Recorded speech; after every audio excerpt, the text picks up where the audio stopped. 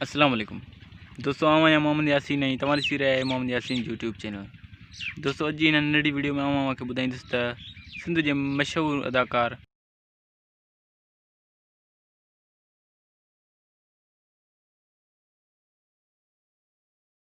ऐं होस्ट मुस्तफ़ा अब्बासी जी ज़िंदगी के बारे में ॿुधाईंदुसि। त दोस्तों उम्मीद है त अॼु जी नंढी वीडियो अवां दोस्तन के ज़रूर पसंद ईंदी। त दोस्तों हलूं था उन वीडियो की तरफ।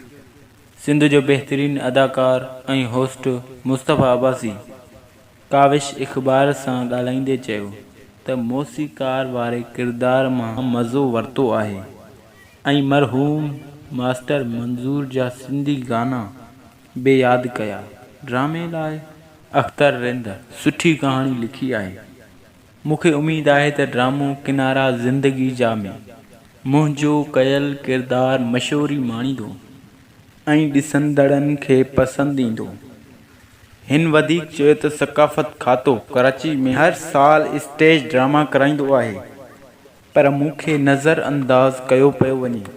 मजबूरी तौरु असांखे स्टेज ड्रामनि खां परे कयो पियो वञे। हिन वधीक चयो त नंढपण में शरारती ऐं वालिद जो लाॾिलो हुयुसि। जेको शख़्स नफ़्स सां विड़े थो उहो ई कामयाबु आहे ऐं कामयाबीअ लाइ पंहिंजूं खामियूं ॻोल्हणु लाज़मी आहिनि।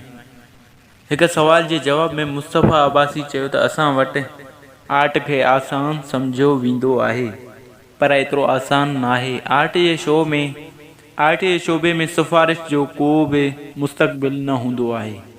उहो सिर्फ़ु कुझु ॾींहं हली सघे थो